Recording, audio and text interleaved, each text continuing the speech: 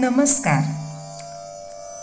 आपल्या मुलाच्या प्रगतीसाठी सतत धडपडणाऱ्या सर्व मुलांच्या पालकांना आणि त्यांच्या शिक्षकांनाही माझा प्रेमपूर्वक नमस्कार. खरं पाहता बदलत गेलेल्या कुटुंब व्यवस्थेप्रमाणे आजीचं विद्यापीठ सर्व नातवांना मिळत नाही आणि आईची युनिव्हर्सिटी मात्र कामाला जाते. मग अशा अवस्थेत छान छान द्यायची इच्छा पालकांना तर असतेच, पण हे कसं व्हावं बरं? म्हणूनच हा छोटासा प्रयत्न.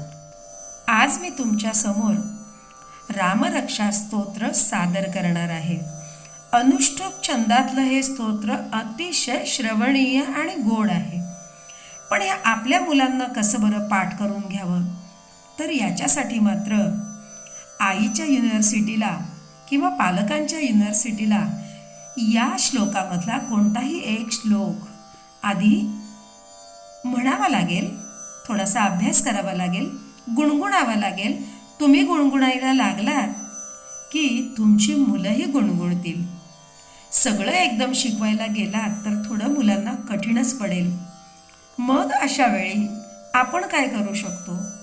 तर याच्यातले जे काही आवडतील ते एखादे श्लोक घेऊन पुन्हा पुन्हा ते गुणगुणून, शक्यतो रात्री मूल झोपतं त्याच्याजवळ जर तुम्ही हे गुणगुणलात तर ते जास्त इफेक्टिव्हली मुलांवर परिणाम करतं आणि मुलंही आपलं म्हणायला लागतात. मुलाला जर अक्षर ओळख नसेल तर हा श्लोक शिकवणं अतिशय सोपं आहे. कारण तुम्ही जे काही त्याला याच्यामधून शिकवणार आहात ते सहजपणे तो सतत त्याचा पुनरुच्चार करून ते खूप छान रीतीने आत्मसात करू शकतो.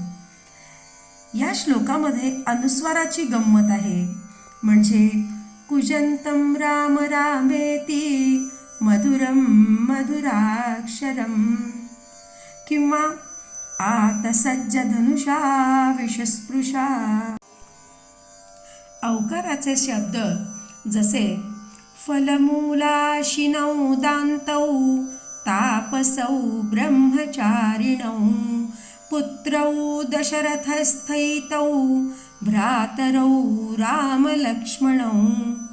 म्हणजे सहजगत्या अवकाराचे जे शब्द आहेत ते मुलांच्या कानावर पडून छान जिभेला त्यांच्या वळण येते. किंवा अनुस्वाराचे शब्द किंवा रचे प्रकार हे अतिशय उत्तमरित्या तुम्ही या श्लोकामधून मुलांपर्यंत पोहोचवू शकता. आणि याच्यातला गमतीचा भाग असा आहे की हे काहीतरी छान मला येतंय त्याचा आनंद मुलाला जो होतो तो अतिशय विरळा. म्हणून आपण हा आनंद मुलांना देण्याचा प्रयत्न का बरं करू नये? श्री रामरक्षा स्तोत्र. श्री गणेशाय नमः. अस्य श्रीरामरक्षा स्तोत्रमन्त्रस्य बुधकौशिक ऋषिः श्री सीतारामचन्द्रो देवता. अनुष्ठुप् छन्दः सीता शक्तिः श्रीमन्नुमान कीलकं श्रीरामचन्द्र प्रीत्यर्थे जपे विनियोगः. अथ ध्यानं ध्यायेदाजानुबाहुं धृतशरधनुषं बद्धपद्मासनस्थं पीतं वासोवसानं नवकमलदलस्पर्धिनेत्रं प्रसन्नं वामाङ्कारूढसीता मुखकमलमिलल्लोचनं नीरदाभं नानालङ्कारदीप्तं दधतमुरुजटामण्डनं रामचन्द्रम् इति ध्यानम्. चरितं रघुनाथस्य शतकोटिप्रविस्तरम् एकैकमक्षरं पूसां महापातकनाशनं ध्यात्वा नीलोत्पलश्यामं रामं राजीवलोचनं जानकी लक्ष्मणोपेतं जटामुकुटमण्डितं सासीतुणधनुर्बाणः पाणिं नक्तचरान्तकं स्वलीलया जगत्त्रातुमाविर्भूतं मजं विभुं रामरक्षा पठेत् प्राज्ञ पापघ्नि सर्वकामदां शिरो मे राघवः पातु भालं दशरथात्मजः कौसल्येयो दृशौ पातु विश्वामित्रप्रियश्रुति घ्राणं पातु मखत्राता मुखं सौमित्रिवत्सलः जिह्वा विद्यानिधिः पातु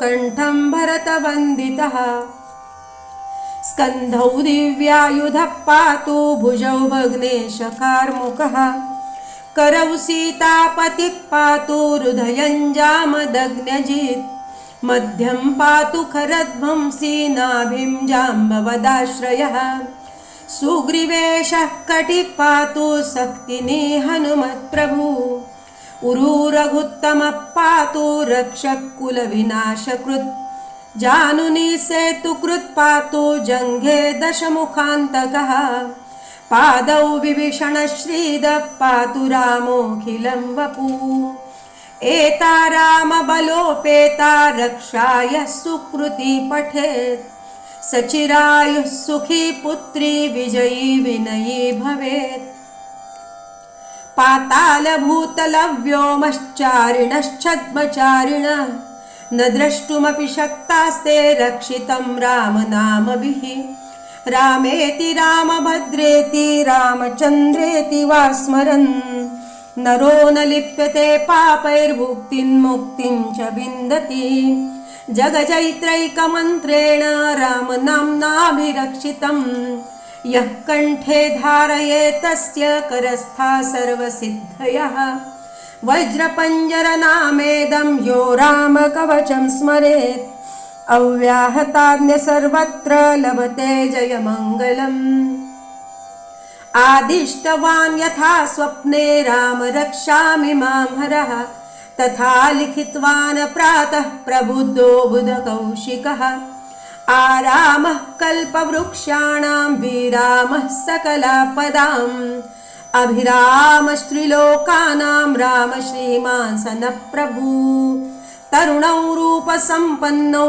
सुकुमारौ महाबलौ पुण्डरीकविशालाक्षौ चिरकृष्णाजिनाम्बरौ फलमूलाशिनौ दान्तौ तापसौ ब्रह्मचारिणौ पुत्रौ दशरथस्तैतौ भ्रातरौ रामलक्ष्मणौ शरण्यौ सर्वसत्त्वानां श्रेष्ठौ सर्वधनुष्मतां रक्षकुलनिहन्तारौ त्रायेतां नो रघुत्तमौ आतसज्जधनुषा विशुस्पृशा वक्षया शुगनिषङ्गसङ्गिनौ रक्षणाय मम रामलक्ष्मणा वग्रतः पति सदैव गच्छतां सन्नद्धः कवची खड्गी चापबाणधरो युवा गच्छन्मनोरथोऽस्माकं रामं पातु स लक्ष्मणः रामो दाशरथी शूरो लक्ष्मणानुचरो बली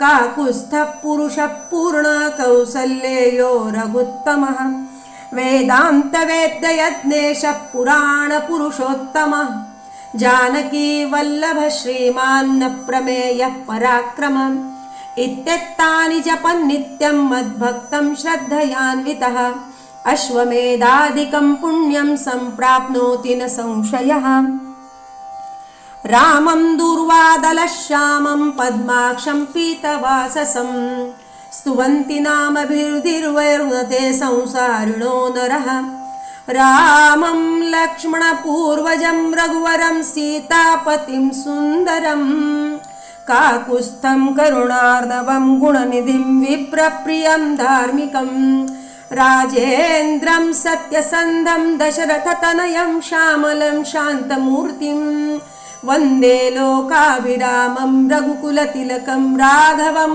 रावणारिं रामाय रामभद्राय रामचन्द्राय वेधसे रघुनाथाय नाथाय सीताय पतये नमः श्रीराम राम रघुनन्दन राम राम श्रीराम राम भरताग्रज राम राम, श्रीराम राम रणकर्कश राम राम, श्रीराम राम शरणं भव राम राम। श्रीरामचन्द्र चरणो मनसा स्मरामि, श्रीरामचन्द्र चरणो वचसा गृह्णामि, श्रीरामचन्द्र चरणो शिरसा नमामि, श्रीरामचन्द्र चरणो शरणं प्रपद्ये।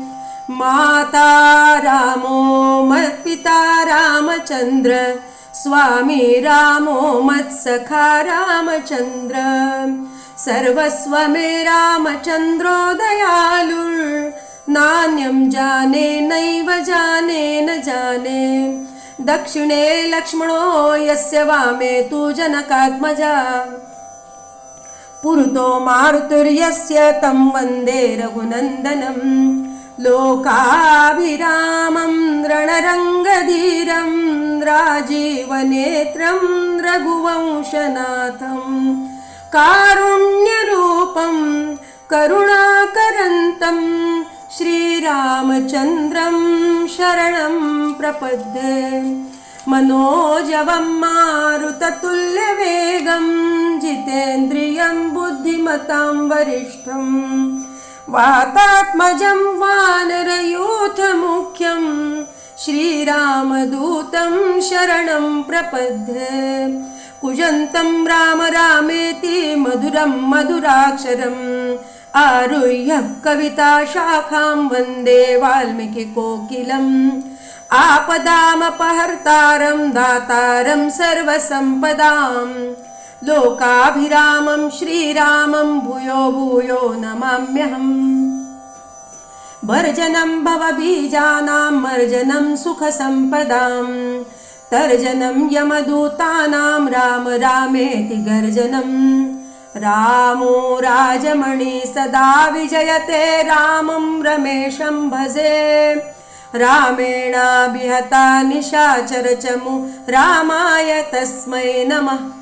रामान्नास्ति परायणं परतरं, रामस्य दासोऽम्यहम्। रामे चित्तलयः सदा भवतु मे, भो राम मामुद्धरम्।